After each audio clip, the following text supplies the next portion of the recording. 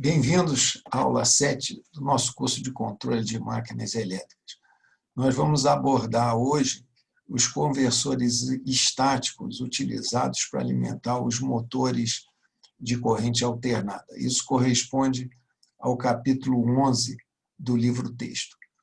Diferentemente do que aconteceu com as máquinas de corrente contínua, onde foi possível apresentar um capítulo de controle antes de falar de eletrônica de potência, isso não será possível agora com os motores de corrente alternada. Se não fosse a eletrônica de potência, esses motores ainda estariam sujeitos a serem aplicados praticamente em situações de velocidade constante.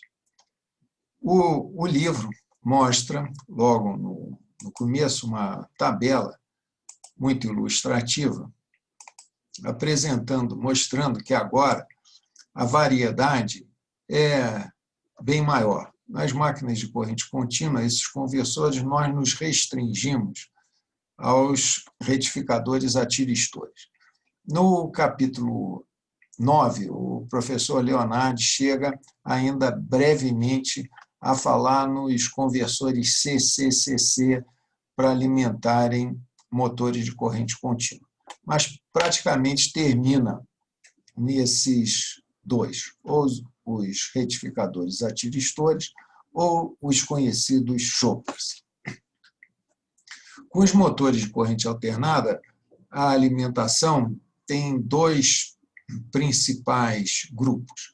Aqueles que são ditos com malha intermediária, e essa malha intermediária pode ser uma malha intermediária de tensão, quando predomina um capacitor na malha intermediária, ou malha intermediária de corrente, quando na malha intermediária predomina um indutor.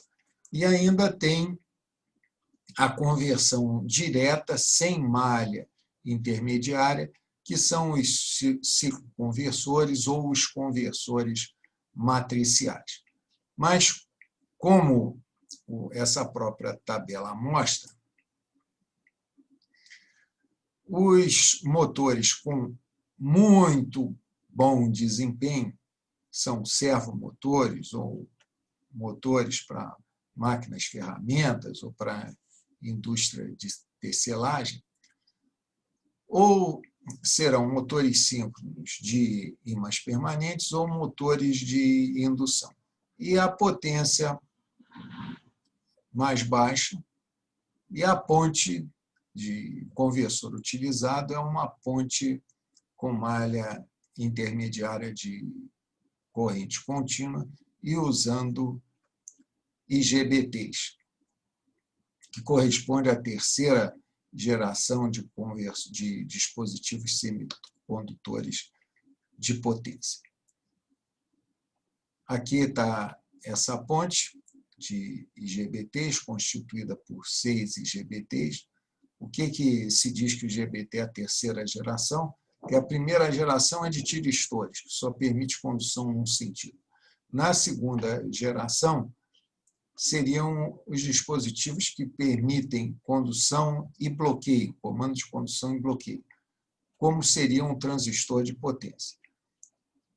Os IGBTs, eles combinam a tecnologia dos transistores com a tecnologia dos MOSFETs, por isso uma terceira geração. Ele tem tudo de bom na parte de potência, que tem um transistor, e tem tudo de bom que tem na parte de comando do MOSFET, que ele é comandado por uma tensão aplicada, não há necessidade de fornecimento de corrente, como é o caso do transistor, que precisa de uma corrente de base.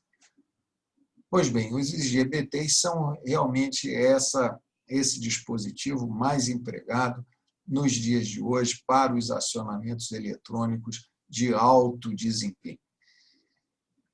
A ponte tem essa estrutura, é bem conhecida de cursos de eletrônica de potência.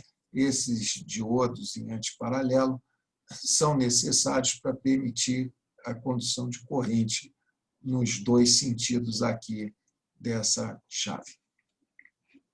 A forma como essas chaves são comandadas podem vir da chamada modulação seno-triângulo, onde um sinal de referência é comparado com uma onda portadora triangular. Dependendo do sinal de referência ser maior ou menor do que a onda triangular, são chaveados os dispositivos na perna superior ou na perna inferior. Recordando que é impossível ter o chaveamento concomitante, porque seria como aplicar um curto-circuito. Note que a malha intermediária é um capacitor, por isso é que esse conversor é dito um conversor com malha intermediária de tensão. Se no lugar desse capacitor eu tivesse aqui um indutor, seria a malha intermediária de corrente. O que aparece aqui para fornecer o D, normalmente é uma ponte retificadora de outro. Evidentemente, poderia haver o fornecimento de baterias, como num caso de um automóvel elétrico. Bem, o que é importante destacar aqui é que esses conversores serão utilizados para o alto desempenho como se fossem uma fonte de corrente. O interesse para se chegar a um alto desempenho é alimentar a máquina não por tensão, e sim por corrente. É fácil entender isso, porque o torque é relacionado com a corrente, não com a tensão. Quando eu consigo ir diretamente ao valor da corrente, eu estou atacando também no torque. Se eu impuser uma tensão, a corrente será uma consequência dessa tensão aplicada em função das indutâncias próprias, mútuas, forças contra-eletromotrizes, e só depois é que eu terei a produção do torque. Então, daí a importância de se pensar em ter chaveamentos desses conversores para alimentar motores de corrente alternada que permitam diretamente o controle de corrente. E existe um método de chaveamento que é diretamente, objetiva diretamente impor uma corrente. É um sistema on-off ou bang-bang. Qual é a ideia desse chaveamento? Tem-se uma corrente de referência, que é aquela corrente que eu gostaria de ver circulando numa fase, e eu comparo essa corrente com a corrente que está circulando. Aqui também foi necessário o desenvolvimento dos sensores de efeito Hall para permitir observar essas correntes que podem chegar a alta frequência, dependendo da frequência de chaveamento que será usada nesse conversor eletrônico. Então, qual é a ideia aqui desse sistema de controle bang-bang? Compara-se a corrente de referência com aquela corrente que está circulando. Se a corrente que está circulando é menor do que a de referência, eu chaveio o IGBT de cima para forçar um aumento da corrente. Se, por outro lado, a corrente que está circulando está maior do que a corrente de referência, eu chaveio de baixo. Como é necessário dar um tempo entre um chaveamento e o outro, eu não posso estar trabalhando numa frequência infinita, é colocada essa banda de histerese. Isso é uma solução simples que me permite controlar as correntes e ver, então, agora esse sistema constituído de conversor eletrônico e regulador de corrente como sendo um conversor que impõe correntes, uma fonte de corrente. Uma outra forma ainda de se chegar a essas correntes, em vez de fazer um regulador rudimentar desse daqui, colocar um controlador normal, um PID, por exemplo, ou um PI.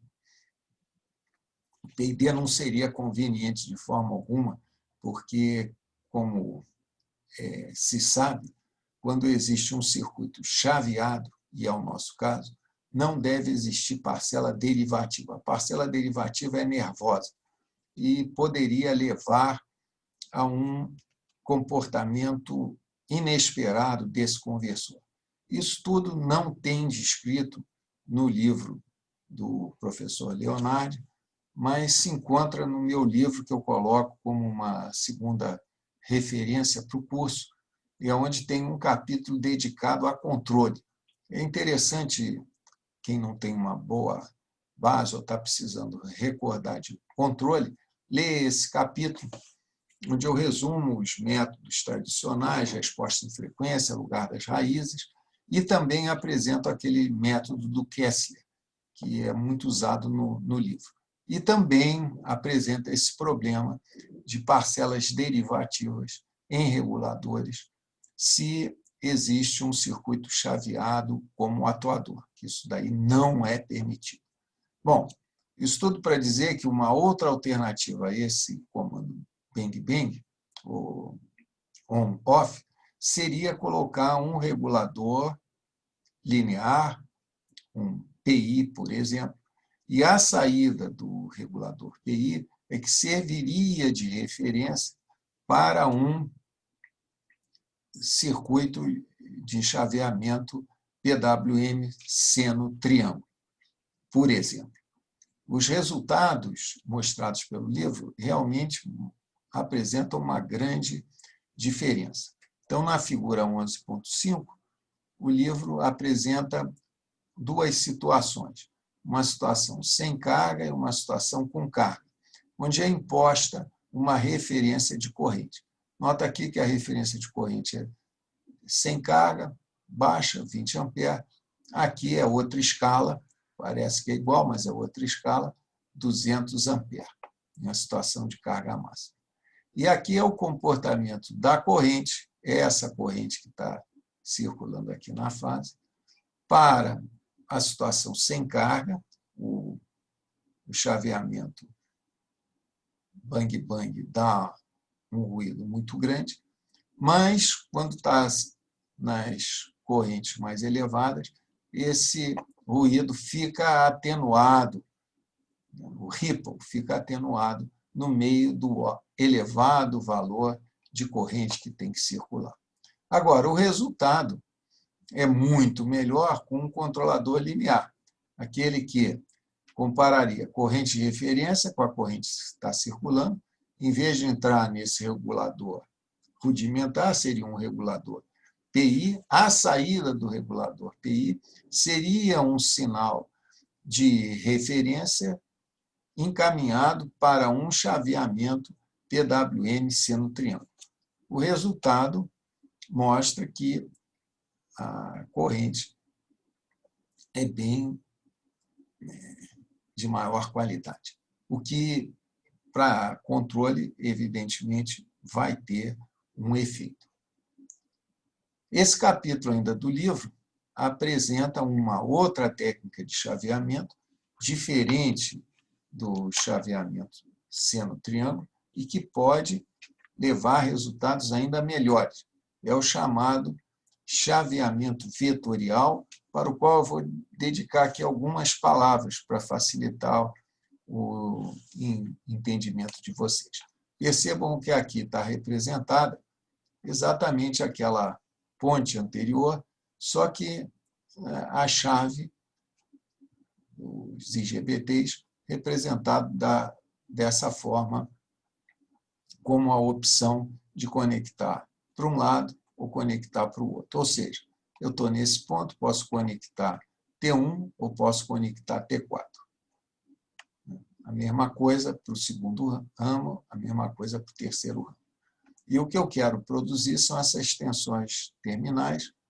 Parto de uma tensão constante, tensão da malha intermediária, UD.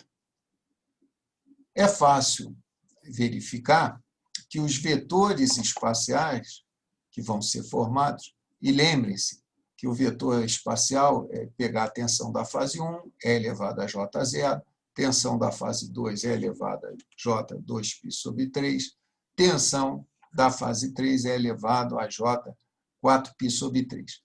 Existem, na verdade, 8 possibilidades para isso. Para cada perna são 2 possibilidades, 2 vezes 2, 4, 2 vezes 4, 8. Essas 8 possibilidades correspondem aos 6 vértices de um hexágono e a origem. A origem corresponderia quando todas essas chaves estiverem para baixo, porque se todas as chaves estiverem para baixo, eu vou somar 3 vetores defasados 120 graus, dá zero. Ou as 3 chaves voltadas para cima, que também daria zero. Então, essas são, aqui está dizendo, 2 vezes, vetores zero. E aqui estão as possibilidades de vetor espacial que eu consigo compor com esse chaveamento. A diferença dessa técnica para a técnica, por exemplo, sendo triângulo, ou aquela técnica do Bang Bang, é que eu não vou mais ver cada perna independentemente uma da outra, como se fosse única. Percebo aqui nesse desenho, eu estou vendo essa perna e teria que fazer algo semelhante para a segunda. E uma não trabalha em harmonia com a outra, cada um trabalha por conta própria. Nessa concepção do PWM vetorial, tem-se uma visão holística. E a ideia é reproduzir um vetor espacial que se locomova no espaço com velocidade constante, velocidade síncrona. É fácil mostrar, no meu livro eu tenho até exercícios propondo isso, que se as tensões o 1, o 2 e o 3 forem senoides, o vetor espacial será o tal do fasor girante. Então, o ideal na produção de ondas senoidais defasadas de 120 graus, que é o que queremos para alimentar o motor, era produzir um vetor que fosse girante, com velocidade constante ao longo desse ciclo. Mas com essa forma discreta, o que eu consigo não é um vetor girante, é um vetor saltitante. Eu posso de I1 para o 2, depois pular para o 3, 4, 5, e pulando. Esse pular-pula lembra um vetor girante. Mas isso tudo pode ser aperfeiçoado fazendo com, por exemplo, chaveamentos para ir de o 1 para o 2. Eu não vou diretamente o 1 e depois o 2. Eu fico numa situação em que eu chaveio várias vezes o 1 e uma pequena vez o 2. Em seguida, eu diminuo o número de vezes que eu tenho 1 e aumento o número de vezes que eu tenho 2. E assim, gradativamente, até passar para o 2. O efeito final se aproximaria mais de um vetor girante. E a amplitude desse vetor pode ser controlada com chaveamentos no ponto zero. Essa topologia do chamado PWM vetorial é muito bonita, que pode se mostrar que para você passar da posição U1 para a posição U2, basta mexer com uma chave. O mesmo vale de U1 para o 3 e por diante. E mais ainda, que eu posso passar de U1 para 0 chaveando apenas um vetor. A mesma coisa de U2 para 0. Então, é sempre possível, com a movimentação de apenas uma chave, eu produzir sinais que se aproximam daquele tão aspirado sistema trifásico, simétrico e equilibrado. E, com isso, o número de chaveamentos diminui, como sabemos de eletrônica de potência, as maiores perdas num conversor eletrônico chaveado ocorrem justamente nesses momentos de transição, porque são momentos em que, inevitavelmente, se tem tensão e corrente presente. Então, ainda que o livro continue falando das demais topologias de conversores, nesse curso nós vamos nos ater a essas que estão aqui indicadas em vermelho, porque são as que levam aos desempenhos dinâmicos de excelência. Eu agradeço a atenção de vocês e até a próxima aula.